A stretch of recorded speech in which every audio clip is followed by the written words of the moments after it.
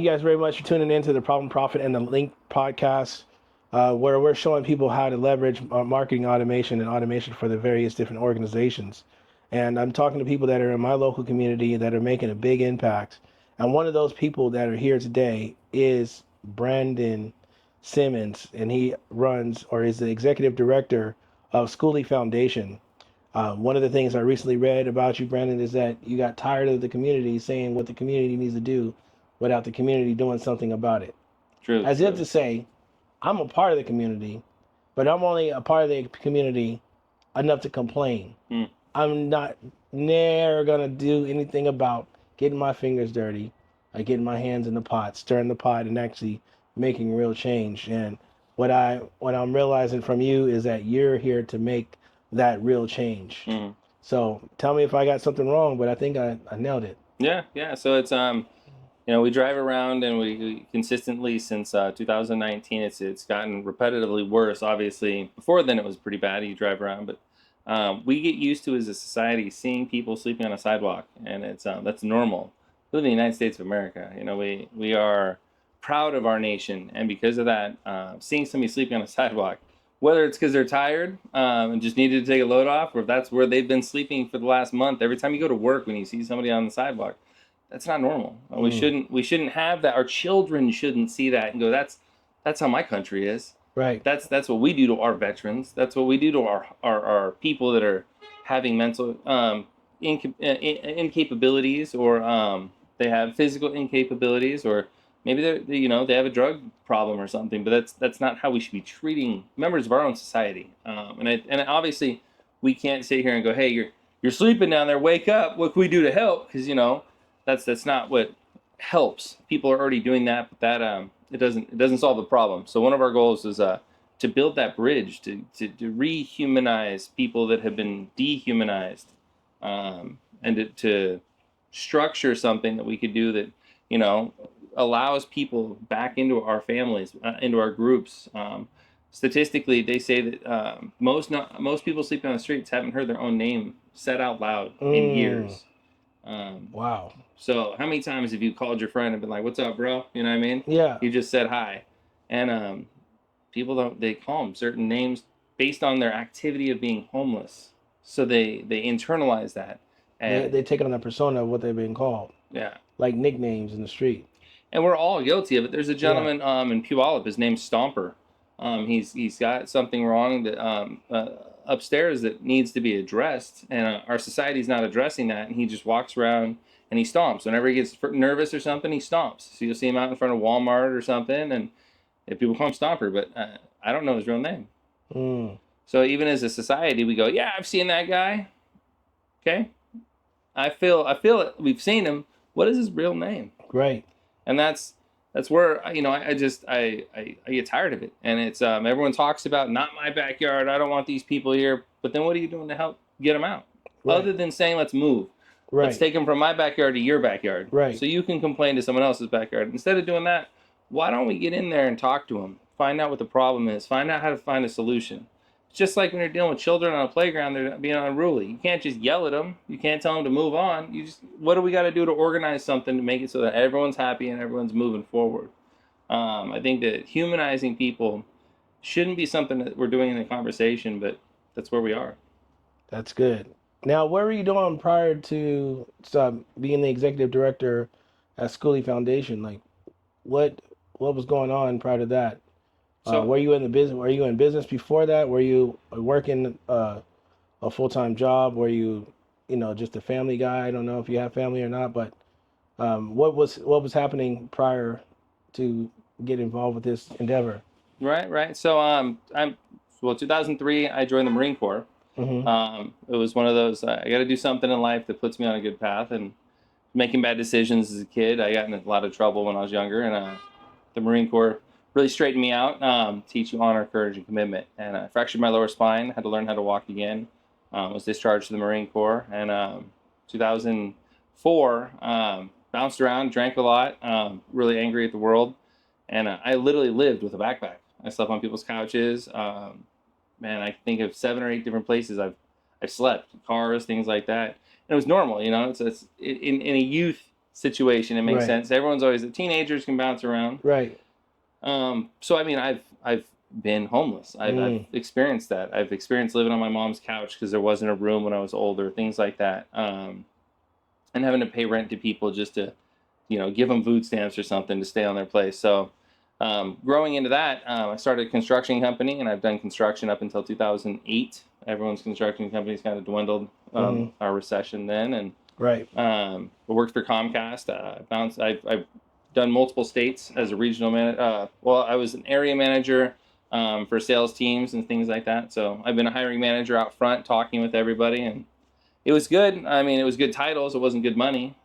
So we got into construction. VDB Construction was my brother-in-law's company. We owned him construction. 2015, I started Sprang Northwest, which converged into S&W Painters later. Okay. We still own that. My wife owns that company. It's a painting company here in Pierce County, Thurston County, and King County area. I still do estimates, still paint houses. Right. But 2019, the world was really good. 2020, the world really changed. You're right. Painting started to become really scarce for not just my company, but for every company. There's times where we're in Pierce County, and I've driven all the way to Spokane County to pick up paint to paint a house because paint was really short in that window of 2000. And one of the things that we ended up doing is I looked at it like, I can keep competing for jobs. I can keep doing this. It's the same monotony, right? But I don't want to. So what can I do? Well, I started looking into building buses. It was becoming more popular. Nomads were doing it. People have been doing it for many years, the 60s, everything else, Volkswagens and stuff. Yep. And then put out there that we were building a bus. And the person I was building the bus with he was really good at marketing, but he wasn't a builder. Right. So I converted my shop to build a bus. And we built a bus, a beautiful bus. It took us about 30 days to get that bus done. He did all the marketing. Our social media grew. It developed. We got all these people asking, hey, can you build us a bus? And the whole time he's not telling me. So we ended up, I invested $20,000 to buy a bus. We flew to Florida. We bought the bus. We actually took cameras with us. We were making it so it was a whole blog. Right. And then we flew to Florida, drove all the way back to San Diego the long way. We stopped in Louisiana, got hush puppies. We stopped in Georgia, got boiled peanuts. We got alligator in Florida. I mean, it was a great trip. Stopped in San Diego, so I actually got sand from the Pacific Ocean, the Atlantic Ocean, and the Gulf Coast. Oh, nice. And when I finished, so we got back, and we had all these people. Our YouTube channel was blowing up. Had over 10,000 people subscribed. We had over 50,000 views within that 7 days we were gone. Wow. So it was going. Unbeknownst to me, though, people were asking us to build their buses. Well, he started getting deposits from these clients, and then on a Wednesday, he told me he was sick. On a Thursday, he texted me in the morning and said, hey, I don't want to work with you no more. I'm moving. Lord. So all of our clients, estimated around $250,000. Oh. So the agony. And I had to figure out how to take the bus I had, build it. I already put $20,000 into this. Right. And then restart all the social media channels. Get the word out there. So first thing I did was I restarted social media channels. He even called the state secretary to close the business. I mean, he did everything that morning. He moved his entire apartment, threw it in the dumpster, and left. So he must have gotten a good $250,000 in deposits. He moved to Spokane and started a business over there doing the same thing. But he was using his premium videos to get his stuff. So he took our YouTube video, and even though it had our logo on it, had his information at the bottom. So. In the description. Yeah. And you never paid attention. No. You didn't know nothing about this. You never saw this. Well, it was our information. When he left, he changed it. So, and since he had all the username and passwords. He was the user for the. Yeah. Oh, Lord. So he took all the Instagram, took everything. So started fresh. That is savage, man. It was crazy. The story is really cool because he ends up running from the FBI later. Wow. Yeah, it's a full circle. I was on the news for that one as the first victim of his. Right. So that was 2021. I put out there on social media for Skoolie conversion groups and stuff. Hey, I'm here in Washington. Here's videos of what I did, because I could obviously upload the video and stuff like that and take pictures that I had my camera. Right. So I used all that, and then I actually started Skoolie Builders, which is my company, Right. that year, and I scheduled out a year worth of clients my first month. Wow. Deposits came in. I was able to reestablish myself. Right. And then, that bus that I had bought took 2 years to finish because I kept getting new clients. Wow. So what was nice though is 2023. So last year I finally finished the bus. So it took about 2.5 years. Finished the bus. I called it Coast to Coast. So I took that sand that I got from all 3 coasts, Right. and I put it in the grout of the shower. Okay. So that's why it's called Coast to Coast. Yeah. So the bus was themed that way. Yeah. The individual that bought the bus down in San Francisco was buying it just to go to Burning Man, and that individual actually lives in that bus full time now. Oh wow. So that's a cool story. it was a good story. It was and it came together because it was my first bus, but it was Right. also our last bus. Right. So that individual, last year I get a phone call from the Spokane News Tribune, and they're like, "Hey, I don't know if you've heard what's going on." I was like, "I don't know what's going on." And they're like, "So that guy, I'm not gonna say his name, but he ended up taking $250,000, almost $500,000, close to, I think, of people's money, and just skipped town." Wow. But because he did it from people from different states, Right. it's like federal. Got it. So like the FBI's got a thing out after him. Like, yeah, he just booked out. So he was a website developer. So I think what he does is he still makes his monthlies off of people's websites. Right. And then he can still build more websites living in like Arizona, the field or something. Right. But yeah, I was interviewed by Spokane News Tribune, Spokesman Review, Spokane News Tribune. Okay. All right. And then I let them know, I'm not going to tell anybody's names, not going to say anything negative about anything, but I was the first individual that had contact with him. So I understand there was like 6 or 7 different clients. One lady gave him $100,000 to build her a bus, and he never even bought the bus. Dang. He just pocketed all of it. So that's why, reputably, Skoolie Builders, my company, is probably one of the most well-known companies within 5 states. So Oregon, Idaho, Utah, California, Washington. I have clients that ship their bus from Texas to come see me. So Wow.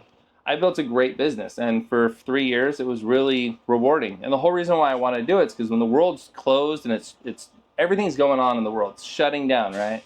World's falling apart. Well, I can put my AirPods in, Right. close my shop door, and just be in my own zone. Right. But that was also the problem. So I spent 3 years. It's awesome about being in the bus. You can hear all the background. Yeah.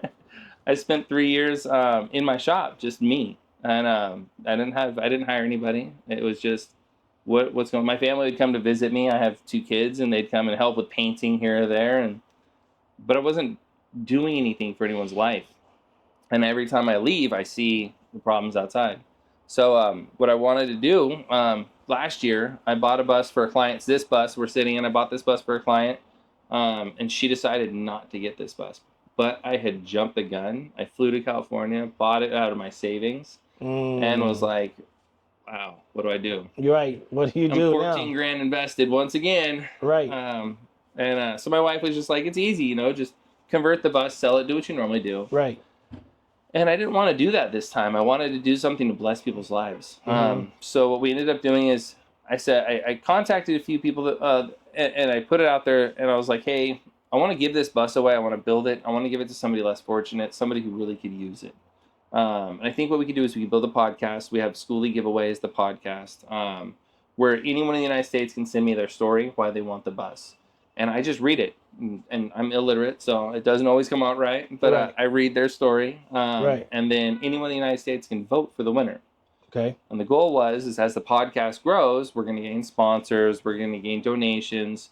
So if we did it as a nonprofit, people would see that there's 100 stories or there's 200 stories. Somewhere along that path, one of those stories is going to touch someone's heart, and they're going to contact us and say, how do I help that person? Right. This person at the end is going to get the bus, but how do I help the people within? So our goal was to make this like an organic situation where we can bless a lot of people's lives. But then that still didn't help my neighborhood. Okay. That helped nationally. And it was really challenging to get our reputation out there nationally, too. People are like, why are you giving away a bus? Right. Makes no sense. Why are you doing that? And makes no sense why the mission's in there. You know what I mean? It makes no Right. sense why churches are involved. Right. It doesn't, because that's somebody wanting to do something out of their heart. And it's so rare today that it makes it untrustworthy. And I statistically, I think there's 700 million nonprofits. We have 350 million people. 750. 700 million nonprofits and 350 million people. So it's I don't know all the statistics is what I read on one of the sites, but it's 2 nonprofits for every 1 person in America. So what's happening? So it's literally there's so many nonprofits doing the exact same thing that they're all taking resources from one another. From one pot. Yeah.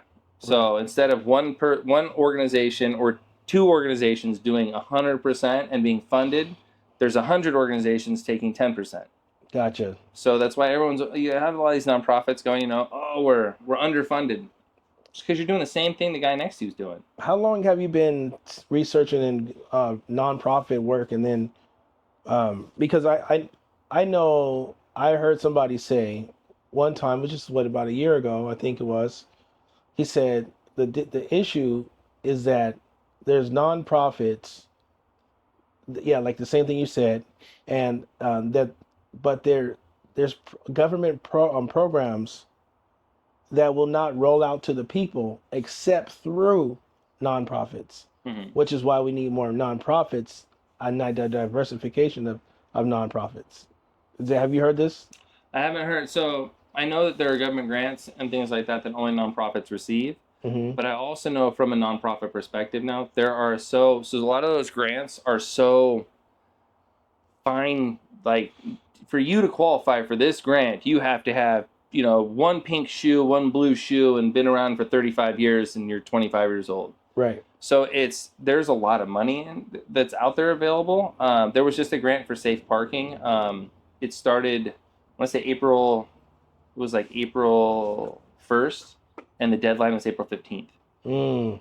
So but you had to have 14 pages of things done. You had to have all your credentials. And it was just 2 weeks.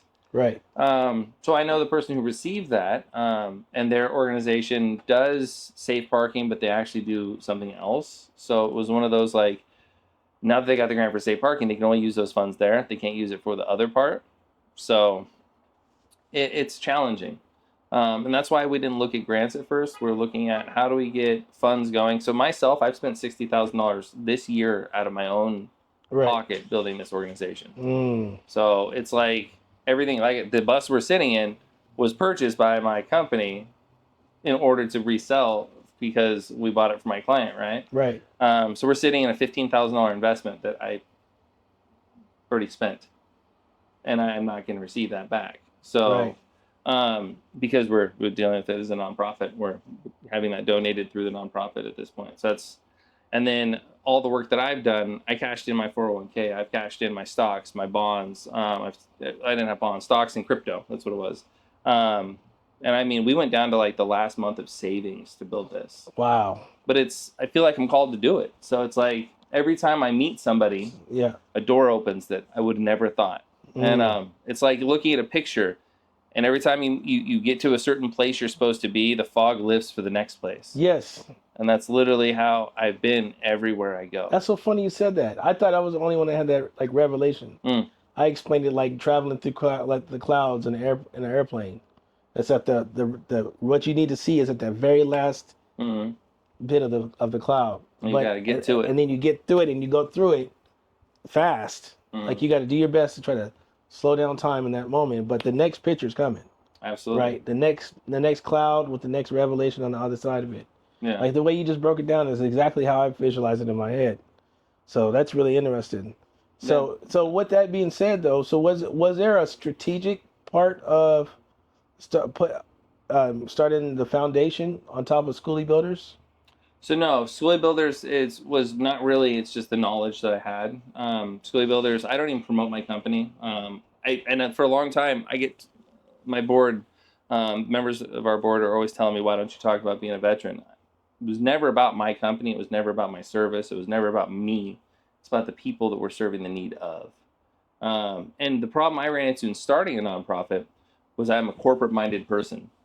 So we were talking about a newsletter. We were talking about sponsorships. We were talking about advertising. So I came at a nonprofit, and this is why my wheels spun for so long.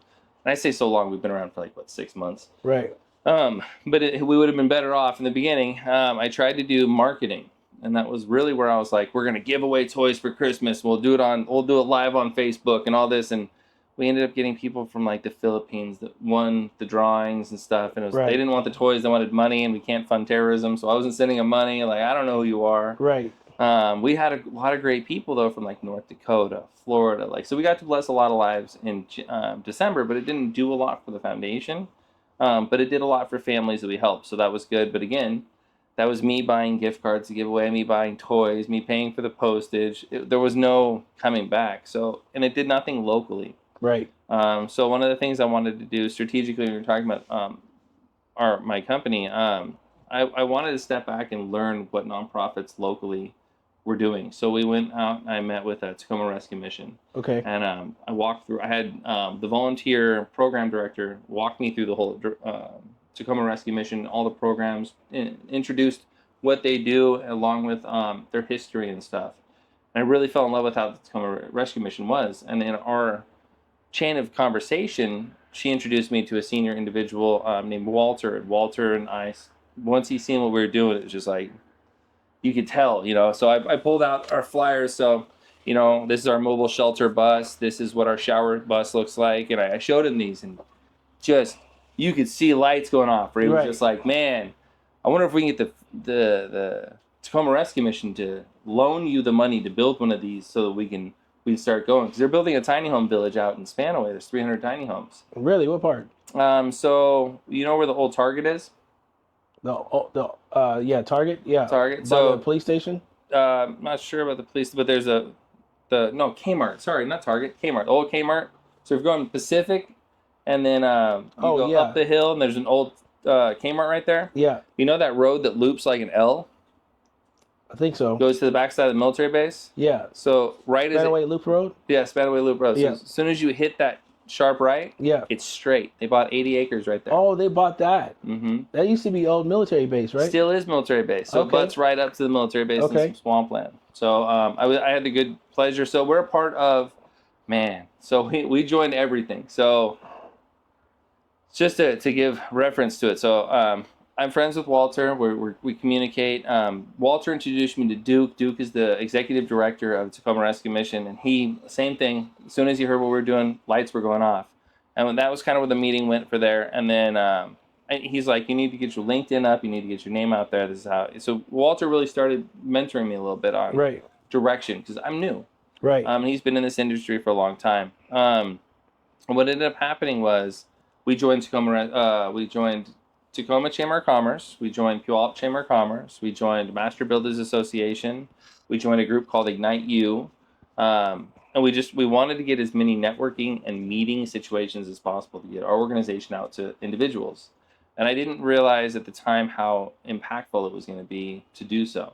It's how we've met at Ignite You. And it was interesting because when Walter told me that, I needed to know how to meet people. I've been in my own shop for 4 years. Right. So siloed away. Right. So that was back in February. Today is May. So middle of February, middle of March, April, May. So we're 4 months into it.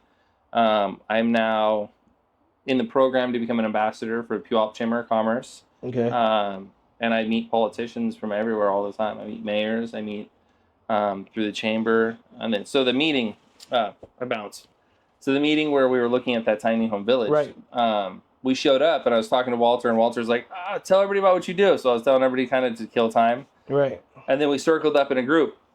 And I never had met anyone from the Master Builders Association of Pierce County. I never met anybody from Tacoma Chamber. So all the people from Tacoma Rescue Mission in the group go, I'm from here and this is what I do. I'm from here. I'm from the city. And then I'm from Tacoma Chamber of Commerce. I'm from Tacoma Chamber of Commerce. I'm the director. Right. I'm from Master Builders Association. I'm like, I'm Brandon Simmons. I'm from Skoolie Foundation. I'm also a member of Tacoma Chamber. I'm also a member of Master Builders Association. Yeah. We're also a member of Chamber for Puyallup. So it was really interesting where it was just like everywhere I'm supposed to Everybody pulling in. It's the light is getting brighter, right? Yeah. So then we met the dean of Clover Park. The meeting ended up finishing there. And ever since then, I've been on a mission just to meet other nonprofits. The goal is there's so many out there. What are you doing? What is it that we can do that's unique and different from everyone else without taking the resources from what they're doing? So if you got 10 nonprofits doing the exact same thing, I want to know what they're failing to do so we can do to help benefit them while we grow, but we benefit society because we're doing what they're not. Got it. If a house right now costs $500,000 here in Pierce County, I can build 12 buses for that. So when one house feeds and provides for one family, I can build 12 of these with solar on top, 100% off grid, leave a positive footprint when it comes to our environment, as well as resourcing these. These are already going to be taken out of our school systems and not donated, but sold in auctions. Right. So why don't we put them into putting our homeless into a home? Keep them in our own community. Right. So. Okay. That's really strong, man. You got a really strong vision. Full circle. So you started in August, but it sounds like you've been out to work for a while. That's What do you mean? like the work of having this vision. Yeah. Like having this vision and No, August was when. August is when it all started off. August when it was just like, hey, you know what? I've got this bus and I need to do something. Yeah. And then September we applied for our 501c3. October we received our 501c3 papers. And like I said, February 10th is when I met Bowers from Bowers Plumbing. He introduced me to Ignite You. I met him from a chamber meeting. And that's really when we actually started doing work. And I've been doing 4 to 5 hours a day in meetings. I do my full-time job, and then I'm normally live on Facebook 9, 10 o'clock at night working on the bus. Right. So. Yeah, I've seen those. Like 16-hour days. Yeah. So yeah, I've seen those. So then what? So I find it what happened. Well, I find it interesting how you said the first thing that you wanted to go after when you got started was marketing, especially with how the other situation ended. Did that inform how that situation go? Did that inform what you wanted to do first, as far as marketing? Like for the nonprofit? Yeah. I knew that it was an aspect that I needed to do, but it was one of those where I'm not good at that. Right. And I'm good at building. So why don't I focus on what I'm good at, and I can get out in front of the community with what I know, and then I'll find professionals to do those things. I always tell people this analogy when I painted houses, right? So Bill Gates knows how to build computers, and he knows a lot about computers, right? Microsoft's pretty big. Right. But big, a little bit. Right? But if he got on a ladder to paint a house, he doesn't know nothing. Right. So I'm a professional in what I do, and he's a professional in what he does. So my goal is to partner with professionals in their industry versus try and figure out their industry. So I knew that in marketing, I knew that I do need to find resources, right? So in that month, that time period, now I wasn't just sitting at home and I wasn't at work for November, December, or January. So what I was doing is I was creating the outline of how the bus is going to look. I was creating the background. We've got more board of directors members now. The paperwork for all that. You have to have contracts and logos and T-shirts and websites. I spent 100 hours on our website because I don't know how to do it. Right. I will tell you, I'm a Marine, so one thing I'm really good at is I'll build things. If I have to build it with a stone block, so it's like a temple, that's how I'm going to do it, because the temple still stands. Right. Yeah. But if you use the right resources, the right materials, and the right individuals, you can build it faster, more efficiently, and with less effort. But I'm going to get it done one way or another. Right. So, and I put a lot of time into doing what we're doing because I didn't know the resources. I spent too many years with my head in the sand just working. And now my goal is to meet as many people as I possibly can. We've been blessed to meet so many people. I mean, Sarah, she's the director for the nonprofits. It's become Rainiers at the Cheney Stadium. They love what we're doing. They're going to be working with us. They just donated some tickets to a raffle. Kyle Dotree over at the Seattle Seahawks. I was just up there. They love what we're doing, and we are blessed to be able to meet individuals like that. And to be able to say together. Yes, to be able to say, I was just at the Seahawks. I mean, Kyle, I'm going to show you this. I got to do it. So Kyle gave me this coin. Oh, nice. So, and it's that's nice too. It feels it's a really military good. coin.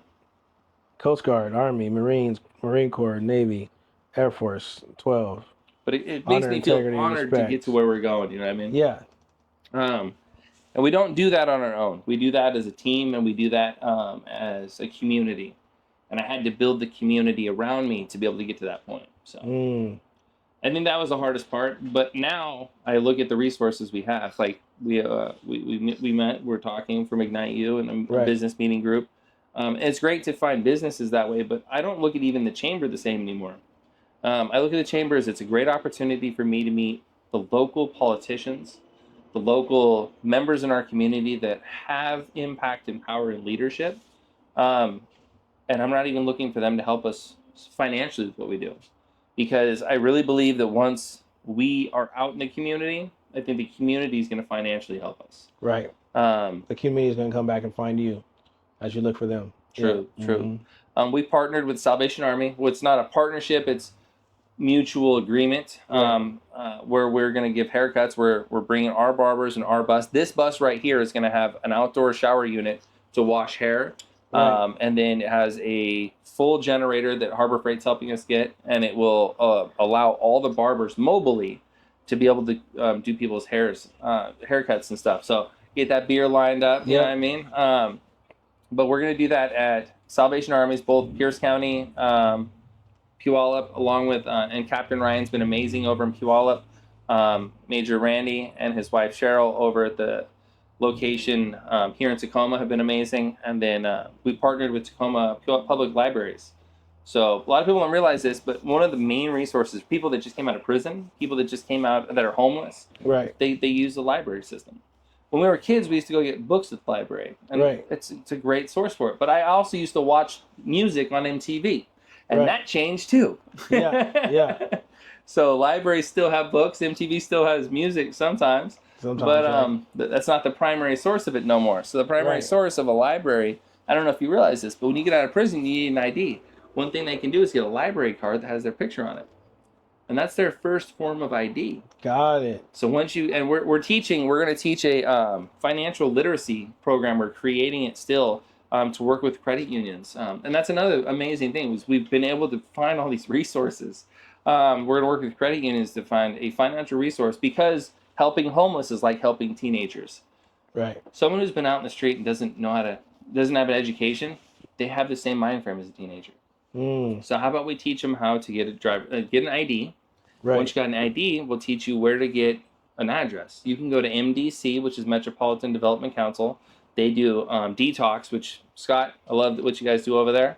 But they'll help you get an address to receive mail. Gotcha. And a lot of people don't realize this either, but the actual, what is it called? The Postal Service will allow you to register the address there if you're homeless, to receive mail. So if now you got an ID, now you got an address. Because that address thing is a big reason why a lot of people are homeless, because they can't get themselves in a position to get unhomeless, because there's no address for them to get ID, to get a driver's license, yes, and so on and so forth. Whatever you need to get a job, the things they ask you for. Well, not just a job, but a bank account. A bank account.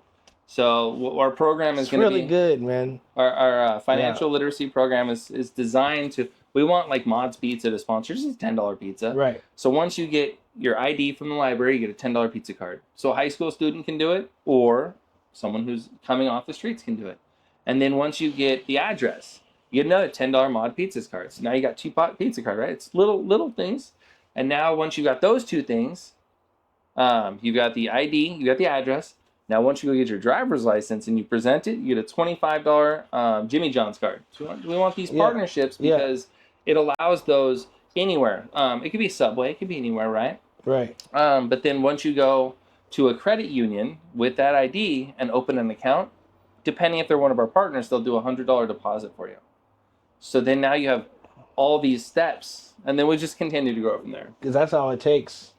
So, like, I've been homeless before. I think I say it's more like voluntary homelessness. It was homelessness for a sacrifice. It was either go to school or be homeless. So I was like, I'm going to school. There you go. Right? Because I know the upside of school was a lot better than going to get a place and then not going to school, and then I'm stuck. Right. In a situation. Right. So it's hard to get out of that. Yeah. So, well, I had been doing it until I was well into my adulthood. Like, I'm like 30, probably at the time, I'm like 33, 32, 35, so between 32 and 35, somewhere in there. Let me think. This is 2000. Since 2012-ish time frame, 2012, 2013, that summer in Texas. Summer in Texas. And I slept in my truck. And I slept in my truck You could literally die doing that. Man, literally, I literally had to sleep with all the windows down Mm. in my drawers, with At night. at night, Mm. with towels on the windows. And I remember, yeah, it's a lot of stories and going to that. So I understand that it takes just that little bit just to keep going. And I Okay. remember just like, man, just let me get gas. Mm-hmm. You know, then my truck got repoed twice. So I don't know how I got out of that, but I got Wow. out of that Which jam. you're home. Yeah, exactly. So I got out of that jam, and but so I understand how you can get down, and it's one of those things where momentum, um, the 21 immutable laws of leadership. Mm-hmm. The law of the John big Maxwell. John Maxwell, Yeah. Yeah. the big mo, right? Getting that momentum started for somebody is so huge, Mm-hmm. and because all you need, like you said, like all you need is like 4 or 5 pieces of positive influence, right? 4 or 5 pieces of positive track record Yeah. to get you going back in the right And someone to direction. believe in you. And somebody to believe in you, like you Absolutely. said earlier, somebody call you by your name, Mm-hmm. and just, hey, Jeremy, Right. you got this, man. Come on now, let's stop slacking. Let's go. Right. You got this. We're right here. All we need is this next thing, and breaking down those big accomplishments into micro steps. And like you said, teaching it to somebody that has the mind frame of a teenager. Right. So, one of the things I'm kind of gathering from you now is that you have more. It's more for you. You being a founder or an executive director of a nonprofit, you have more skills than just building school buses. Mm-hmm. Like you understand, you have a great deal of empathy, Mm-hmm. and you understand what goes into these situations to help almost reverse engineer people out of the situations. And How, that's the goal is rehabilitation. right, I think that it's and it can't be forced. It has to be treated. And some people relapse. If we had consistent drug programs that didn't relapse, then we'd have solutions really fast. But people relapse, and it's finding the need of each individual more than it is finding one size fits all for everybody. And we see, I talked to a gentleman the other day. His business was to go in and clean up camps. And he's like, I don't see how any of the people that you're trying to serve care about what you're doing. I was like, well, here's the difference. I'm going in and offering a shower. So our hygiene bus, this big bus right here, the whole goal of this is to go into a camp with 4 shower stalls, bring barbers, nurses, people to check their animals, food, new clothing. The whole goal is to give somebody the rejuvenating feeling of when you come back from camping. right, That first thing you want to do is strip off that 3-day-old shirt. You right, want to take a shower and you want to feel new. And as soon as right. you step out with that towel, you feel back to society. And we take advantage of that every day. Mm-hmm. Some people don't get to take advantage of that for a long time. And the number one reason why this bus came to, and empathy is the biggest thing, studying and understanding as well. And I said I wanted to find resources to give people. This bus, the only reason why we thought of a bus first was for women and LGBTQ community. Women and LGBTQ community are 80% more likely to be attacked in a shower situation. It's the most vulnerable situation they can be in. So if you're in a shower situation, you've got 6 or 7 shower stalls, or 6 or 7 shower heads in an open room. You remember high school. Yep.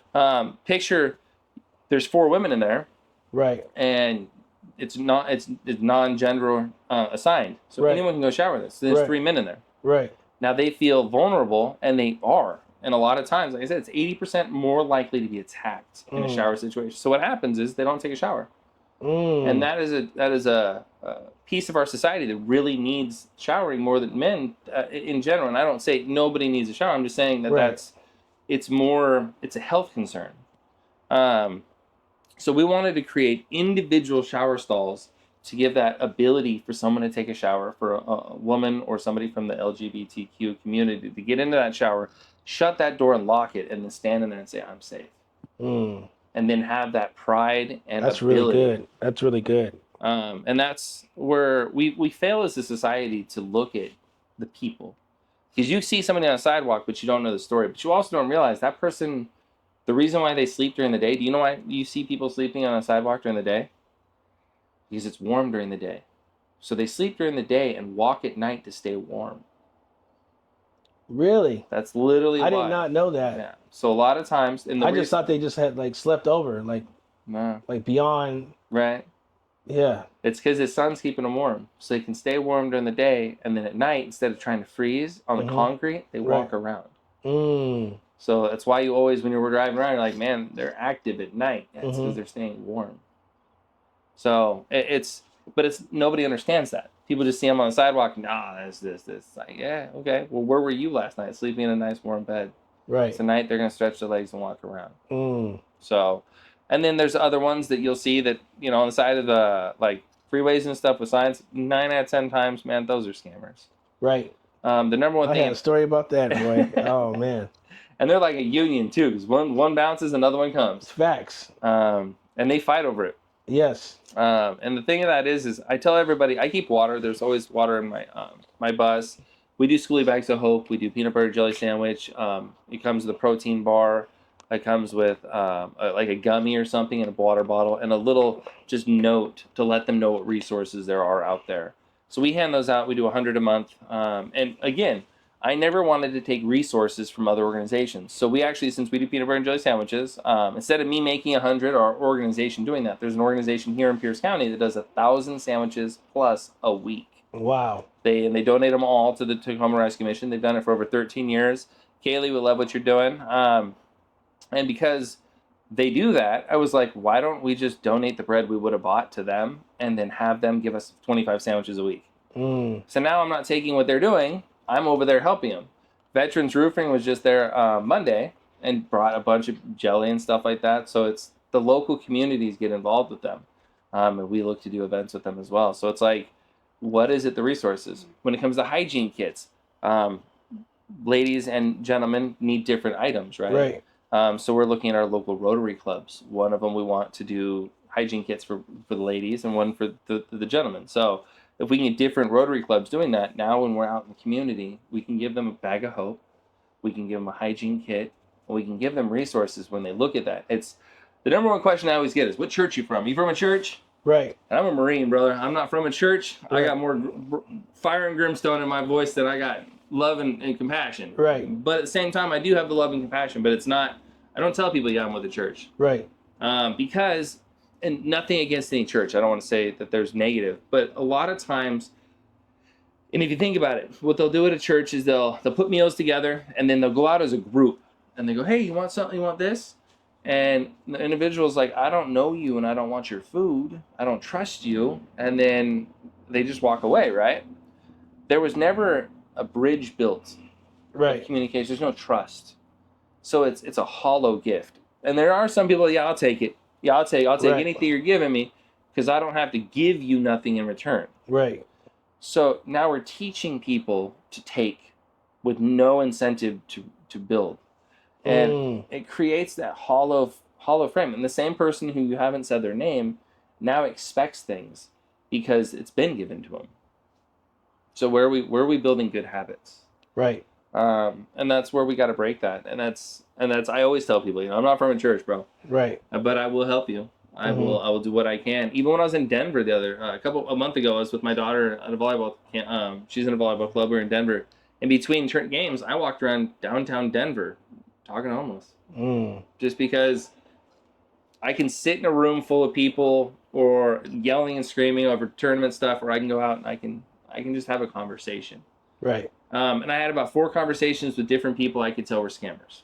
And then I seen a gentleman just kind of down on his luck walking. Michael, I'm checking on you, man. He's on our Instagram. All right. But I walked with him, and I never give money. But at the end, it was like, hey, I'm gonna break my rule. I'm in Denver. I don't have my resources, right. So I gave him $10, and he actually was like, "Can I give you a hug?" And we stood there and just kind of cried a little bit. Right. So, it was a good moment. And emotional.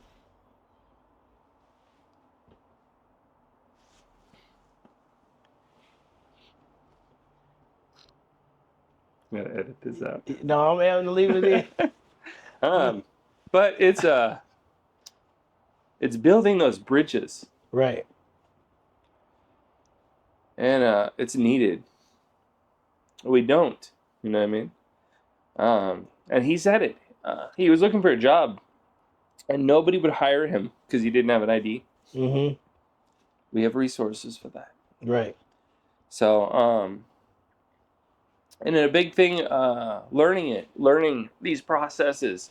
Michael, this gentleman, Right. he's looking to come here to utilize our Milton tiny home community Okay. to help him get clean, to help him work, Mm-hmm. to help him get into new resources.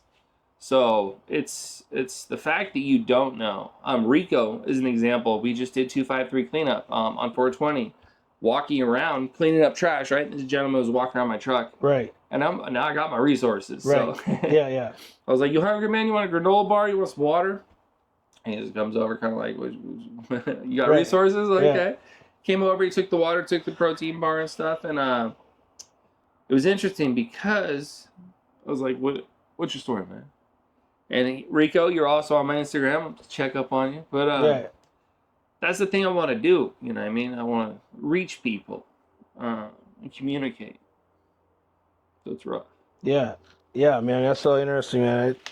One of the things I do, especially when I'm on this podcast, is I look for like continuity, and I look for cross sections, and I look like, do I have any experience with any of that? Like, how does that hit me?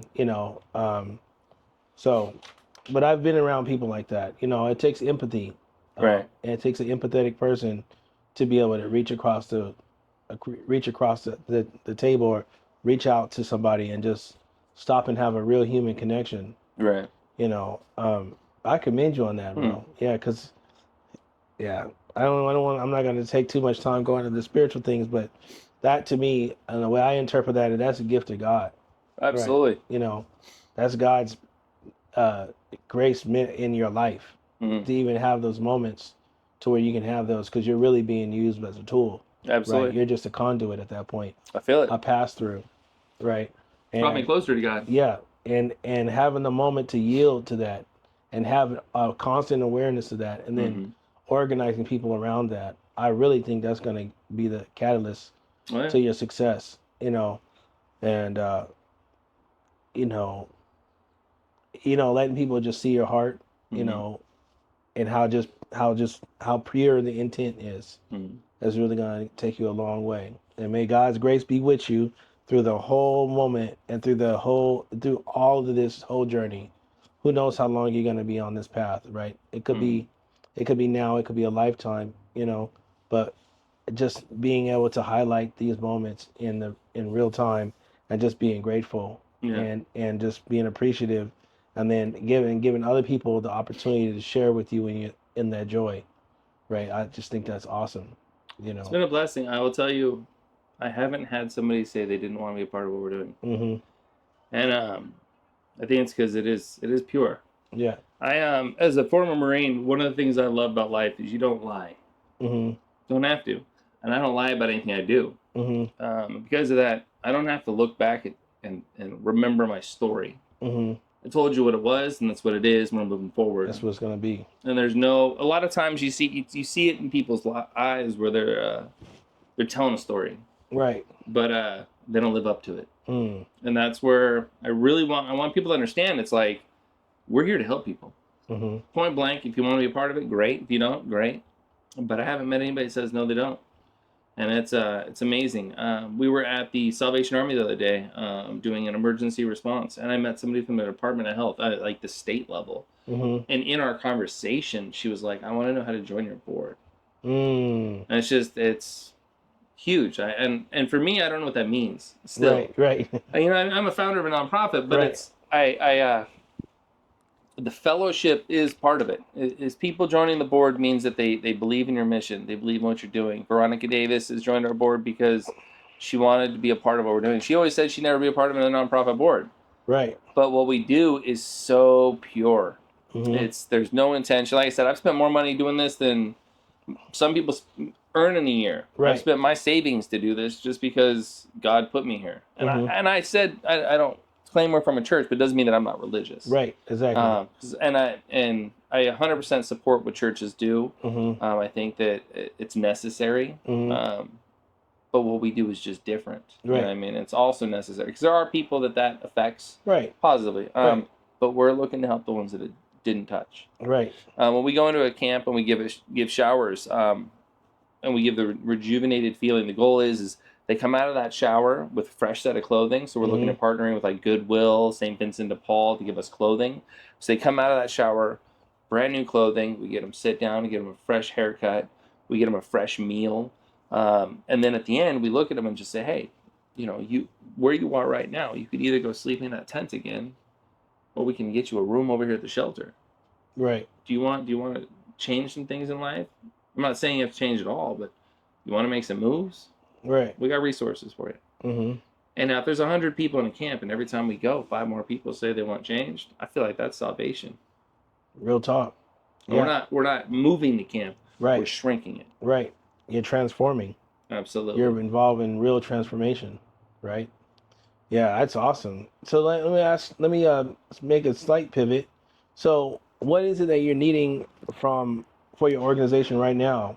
Do you need more time? You need more man hours? You need more funding? What's the deal right now? Where do you currently stand? It's a great question. So like this bus right here, I want to say we're about $3,000 short of the materials needed, and I pray on it, and it's crazy because that's all it takes sometimes, right? Right. Prayed on it. I went and walked into one of the Walmarts. I applied for Right. a grant. So prior to that, so I was about $5,000 short on this, where we need, and I prayed on it, and we got the floor donated.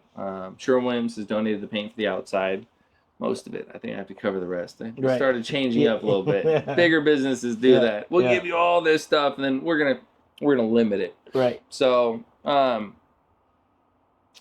went into a Walmart and I was like, hey, I need to talk to the manager. I applied for a grant here because they have community grants at Walmart, which is amazing. And it's between $500 and $5,000 per Walmart. We have 11 Walmarts in the area. Oh, wow. So if they all said we love you and gave me the max, Right. we'd build the bus. Right. But they can't do that. Right. They don't know me. You know Right. what I mean? So I go in there trying to just make sure they know at least what we do, who we are. And Jerome, thank you so much, from Lakewood Walmart. I went in there, and Jerome, he also helps people build vans into buses. Okay. Or outfitted. Yeah. So he knows very, very well of what we do, the stylings. And he was just like, so what do you need? And I was like, man, I got the resources. We got Bowers Plumbing for our plumbing. We got Ryan from West Seattle Electrical for our electrical and our solar. We've got, we're working with different organizations to get things done man-hour wise or working wise. And I have the buses. Right. So we need the I'm like, and I told Jerome, I was like, I got everything but the money, brother. And Right. if you're giving grants, that's the money. Right. And he literally was like, I'm gonna take your number. I'm gonna get that grant going for you today. And that next morning, I was at the Salvation Army. He texted me and was just like, hey, prove this much. Da, da, da, da, da. Right. So it was just like, God's just blessing it, right? Right. And then here, just before we started the podcast, Cesar with Plenzo 2, they're one of our sponsors. He's going to do a $2,500 sponsorship for the big bus, which is going to help us to get the generator and stuff from here too. So got it. Yeah, that's so awesome. Funding's the big thing. This big bus, similar one like this was built in San Francisco in 2013. Okay. Cost about $250,000. I think they said upwards of $500,000 for this size of bus. No, for the big dog, a city bus, so a 40-foot bus. Yep. They had an engineering company come out and do all this stuff, and man, I ain't doing none of that. I know how to do all of it, right. and it's going to cost me $80,000. Right. So $500,000. I think they're about 350. So a lot of money. Right. $80,000. Right. And I can get it built. So much more efficient. Absolutely. So what we did is we created sponsorship logos and things that, again, business, to try and give people the ability to promote their business while promoting what we do. But one unique thing we've done with our bus is we actually promote other nonprofits for free. Okay. So like Tacoma Rescue Mission or MDC, Knock Knock Angels, Our Sister's House. These are all nonprofits that do big impact in our community. Our Sister's House is a domestic violence organization. They help women experiencing domestic violence, men as well, experiencing domestic violence with Right Now hotels. They can go in there and help them out of the resources that they're in to give them resources. Because a lot of times people stay in a domestic violence situation because they don't have resources to leave. Right. So Beverly, the CEO over there, they do amazing work. Knock Knock Angels, they literally say same situation. They get an apartment, right? It's unfurnished. Knock Knock Angels, Kathy over at Knock Knock Angels, they'll literally come in there, put the table in there, the beds in there. They'll bring all the resources. You don't have to. The family doesn't have to buy anything. So the silverware, they bring it all. So if somebody who's been left on their butt and is just defeated, but finally free from a problem, they have to start fresh. Organizations like Knock Knock Angels makes it so that they have a foot to stand on. So we promote them on our bus absolutely free, just because we need their names out there too. Right. And that's something, as I said in the very beginning, is we wanted to partner with nonprofits more than take resources from them. So we built some great relationships. That's awesome, man. So how are you getting the word out about what it is that you need? And I know you do a podcast. So a podcast is only for the bus that we give away. It's not even for the resources. For the resources. So how are you doing that then? How are you going about letting people know what your needs are in the community? So I don't know how to ask. I'll tell you that. That's I actually, so instead of putting the needs out, I have a hard time asking anybody for anything. Rich from Hill House Painting, I texted him, was like, hey man, I need somebody to clear coat the outside of this bus so we can get the wrap on it. But I can't do this, and this because I still work, right? Right.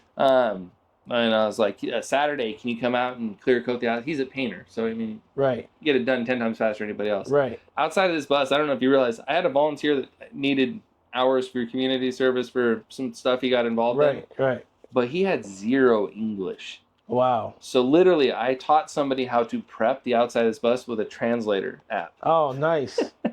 I love it. I love you for putting me in that position, but it was a lot of help. But yeah, so I literally, so what I need you to do is use the tape on this edge, and then the app would go, so what I need you to do is stop doing everything oh man, and then start it over, and talk text obviously never works. So that's literally how we did the outside of the bus. Oh wow, that's really cool. So that was a tremendous help. It was, but it was one of those where it's like, thank you God for sending someone to help me. Right.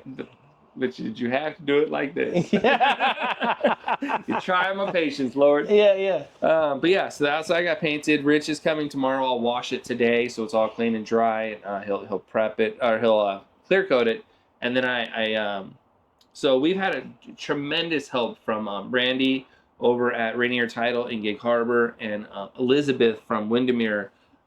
She's from the Canyon location. They're doing a gala for us, a big event. 200 people are being invited in October. But that's not where they stop. They didn't just say, hey, we want to help you with the fundraiser. I mean, we absolutely love them. We do. They're always helping. This bus is going to be driven in a parade for Maury time, part of the naval festivities in Gig Harbor. And that was because Randy and Elizabeth had spoken up for us in representation of Windermere. So when I say I don't know how to ask, but I've definitely had people that are like, I love what you're doing, I want to help. So it's coming to that head though. It really is. It's coming to that point where I got to figure out how to ask. And I see it with other nonprofits where they put out, we need volunteers to do this. And I did just this morning. I say this morning, it was midnight last night. I created a flyer asking for barbers and stylists and hairstylists to volunteer some time. Right. Because we need those. We need those from Olympia to Everett, from Kitsap County over to Pierce County. We need them everywhere. I'm trying to organize the groups, all right? So if you're in East Pierce County, how many volunteers at what days, so we can organize what library we're going to, right? Got it. And now that's a whole new aspect. Figure, so if there's 100, so I had the first time we were put out there, and Christine from Primo out in the Gig Harbor, thank you for what you guys are doing with us. She was like, hey, all of our hairstylists would love to volunteer some time when you're in Gig Harbor. We're in this area. So, and I thought about it, and I was like, man, how am I going to organize all these people from everywhere? So I was going to create a private Facebook group for each section. Right. And then they can kind of communicate with each other. But then I'm like, then I got to manage 30 different pages. Maybe we just do one private page for people volunteering. Right. So it's still logistically a nightmare that I'm thinking of. So mobilizing your message right now is a little bit of a challenge. It is. So Veronica is on our events and fundraising committee, and she's helping with a lot of that. But we definitely need marketing. So Justin's joined our committee as a board member for creating. He did the flyers. So this is amazing work from BLK Holt. Black hole. Black Hole Designs. Without this A and the C. Is that how it's said? Yeah, I've never known. We always tease and say it's Bleckle. Bleckle? Yeah. But he's like, that's not it. But that's funny. So Justin, thank you from Design Studios. He did these flyers, and not only that, but we have a brand rebrand. So he redid our logo and everything else. Okay. So it looks sharp. Yeah. But that's another thing. People ask me, like, when someone asks, what about your logo and stuff? I created this just because it needed to be done. Right. I didn't create it out of how can I spend all my brain to figure it out? Because it's not what I do. Right. So I created everything that we have in our foundation just because it was necessary to be done. Like I said, I'll use a freaking stone. Right. But it's here. When I come out, yeah. I mean, we've been on Tacoma News Tribune. We've been everywhere. We're friends with the Seahawks now, man. Yeah. I mean, but it's because we created something just to be there. Right. And we've been blessed to continue through it. And Right. the rebrand will come out, and it'll be amazing. So. Awesome. But yeah, we definitely need Elizabeth has been a great resource. Can't remember how to say her. Benavides. Benavides. There you go. Mm-hmm. For questions, but she's very busy. So I need to find somebody who can help kind of guide our social media. Mm-hmm. When I need something, I have a hard time asking. I know Veronica can create the flyers. I know Justin can create the flyers, but they also have work. When we need something, we need it now. So I just, stay up till midnight doing it. Yeah. And if you notice typos in any of my flyers, that's on you, not me. Because I'm a Marine drawn with crayons, Right. and sometimes I miss letters. Yeah. And yes, I did just notice earlier that I forgot an E immediately in the last flyer. But I paid to boost it, so it's out there. It's out there. Yeah, it's gone now. And and actually, that was on purpose because it drives the trappic when people correct me, right? Correct. Yeah, exactly. See, you know about something about marketing. You know something about marketing. Yeah. Hey, those are marketing tips, tricks, and hacks that professional marketers will actually introduce to get attention. At the end of the day, all you really want people to do is to stop for a minute, consider what you have to offer. If it's something that resonates with you, then go ahead and proceed forward. Give me your information, or I take advantage of this next thing, get registered for the next fundraiser, be early to understand when the next event's going to be, or early to get an invitation for the next event. Those are all marketing things, so yeah. Yeah, that's the YouTube. Yeah. Man, I'll tell you, I'd love to get videos out of everything. So just somebody following me and me telling the story of what our programs are. Yeah. But just getting the word out of what our program. I did just redo our website last week. Yeah. Because it is a word I can get out there. Yeah. So redid the website so that it was properly read. And don't get me wrong, I have had large companies look at our website and be like, "Man, this is sharp." I'm like 100 hours into it. It better be. Yeah, it better be. Yeah. But with that being said, as I just redid it so that it follows through everything we're doing. We actually have a veterans program coming out. One of the only veterans shelters in Pierce County.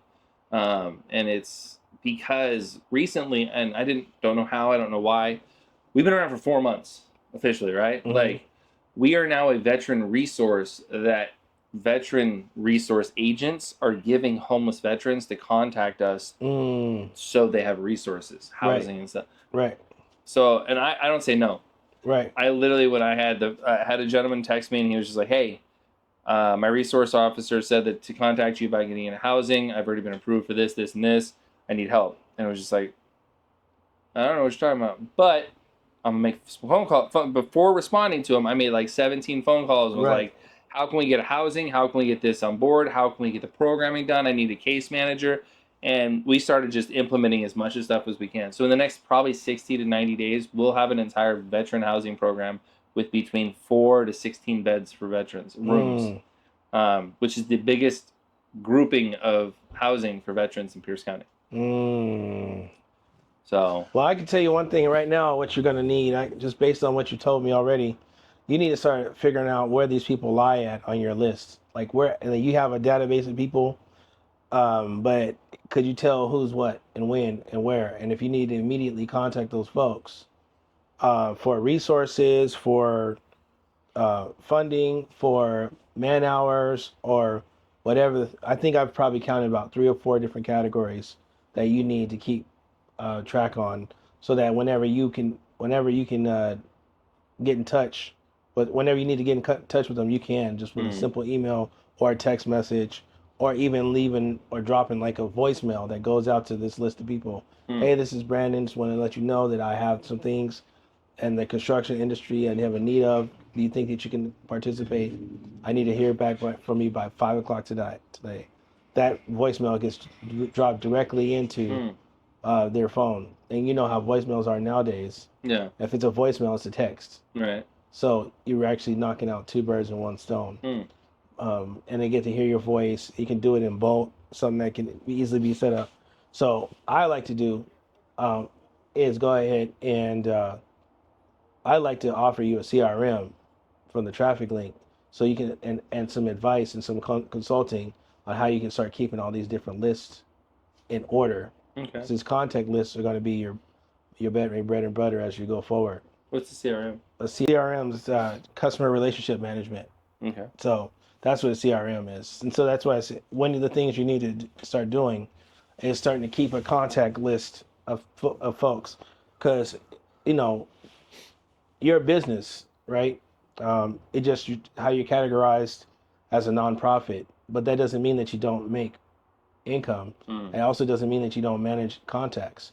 And so one of the things that most people mess up on when starting a new business is being able to collect a database, right? Analytics, yeah. Well, and a database, like where you keep all your contacts at right now on your phone, right?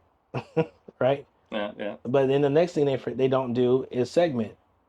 How many people in your contact on your phone are personal contacts, Right. versus people that are business contacts, and how many of those business contacts are donors? How many of those business contacts are volunteers, right? How many of those people in your contacts are board members, right? And if you don't have all these things separated into what I call smart lists, and you need to contact somebody, it's going to be a pain trying to figure out who's who.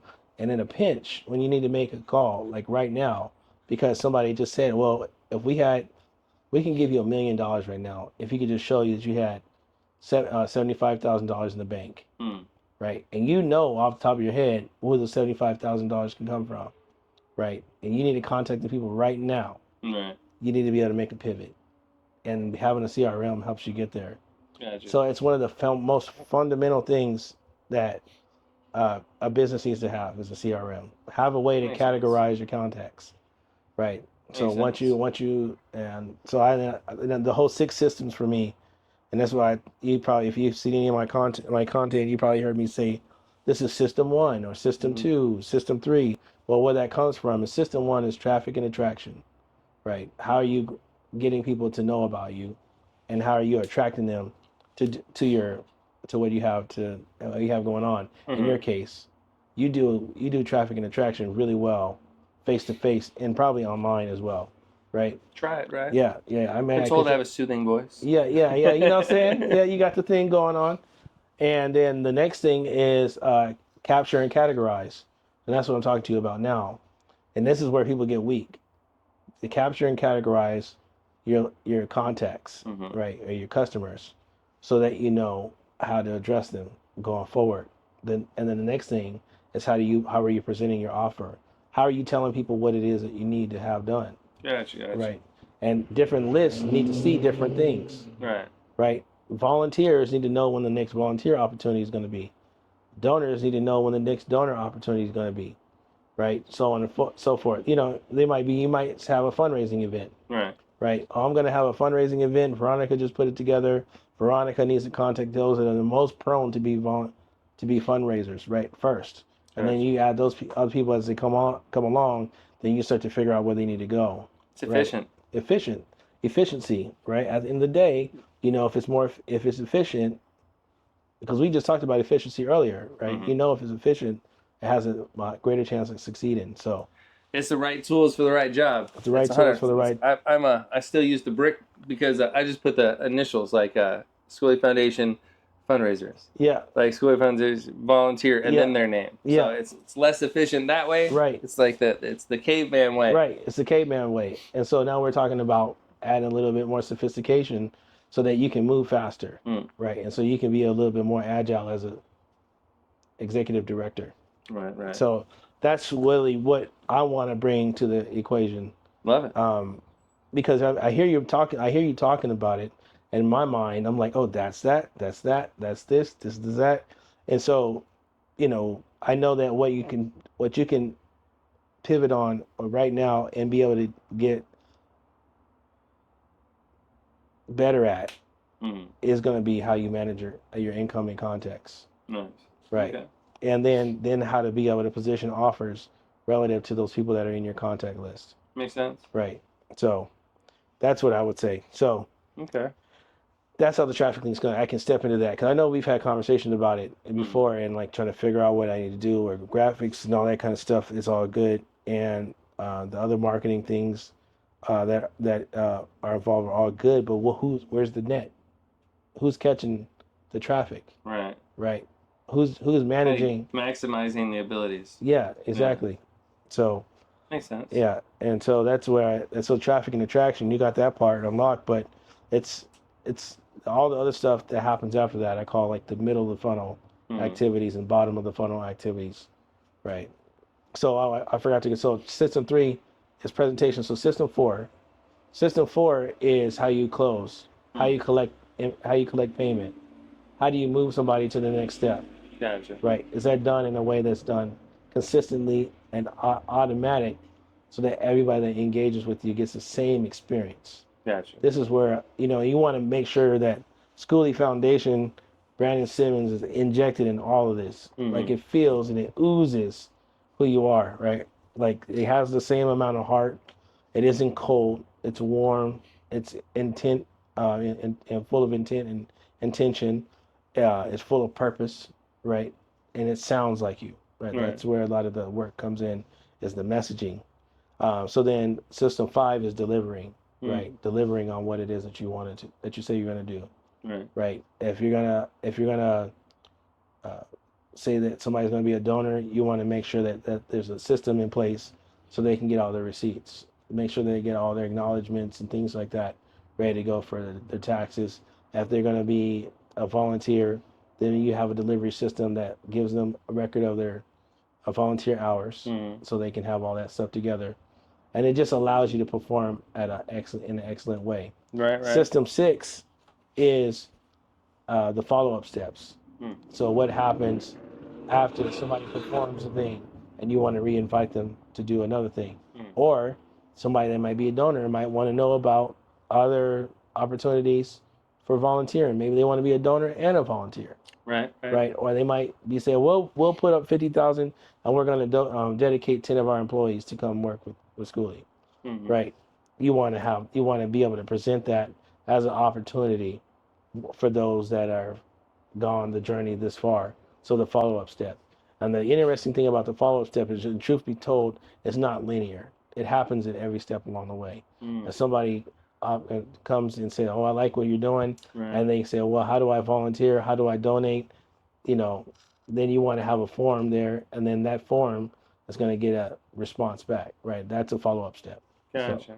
So all those are just things. Yeah. Well, it's a funnel process. Yeah, exactly. So, which it's highly necessary though, because if you're skipping steps, as long as you're doing if you miss steps, you miss opportunity. Right. And that's I know it's just like going out, if you were, example, knocking doors. Right. And you were getting people's names and phone numbers, but you never call them back. Right. You're delaying the ability for success. Right. It's re-spinning your wheels every time, and I think that's awesome to have the capability not only to capture it, but also it. From what it sounds like, what's nice is you're also staying in consistent communication with people that want to volunteer. Exactly. And just like the people we serve the community of, we want to create a system for them as well. Right. So with every time we have somebody take a shower or anything else, they have to sign a waiver. So anybody gets a haircut from us, they have to sign a waiver, insurance and legal. but I'd like to be able to capture those individuals as much information as possible, not for like government stuff or for tracking purposes, but For your own information. for how to best serve them. Yes. So each individual has different needs, and I think it's awesome to have some type of system that way. We were having a conversation about this just the other day, because there's an organization, they just have a sign-in sheet. So what if somebody slipped in the shower? Right. But also, I asked analytically. So they do 70 showers a week here in Pierce County. They used to do 3 days a week. They only do 1 day a week now. 70 showers a day. Sorry, not a week.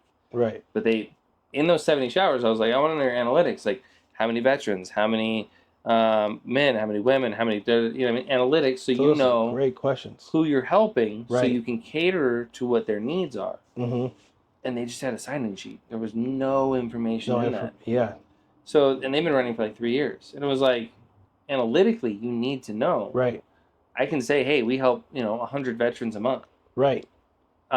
Analytically, we help, 50 women a month, or 50 LGBTQ members are coming, or 0. Right. So what is it that we're doing that off-puts them from coming to our organization? Right. So, and those are, I was looking at them and how they were doing stuff, and I was just like, man, you've wasted 3 years of analytics.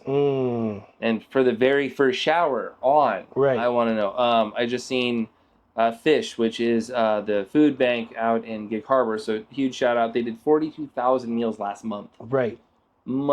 Right. So they know their analytics. Right. But that's also how the donors continue to donate. That's right. So if you're saying you're a nonprofit and you don't have funds, you don't have donor, then what it is you're not showing people the work you're doing. There's no evidence. Yeah. There's no social proof.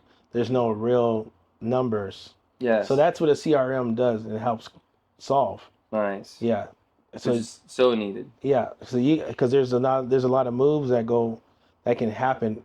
Somebody came to you, they came to you from this location. That becomes a tag, right? They comes a source, right? Somebody came to you with these behaviors, right? That becomes a tag. So then you can know, like, okay, these are the problems that we're actually solving. This is John. John came to me first time June 29th, 2024. I came in because he was having a hard time with such and such. He's such and such from such and such a place. Originally from here, and now he's here.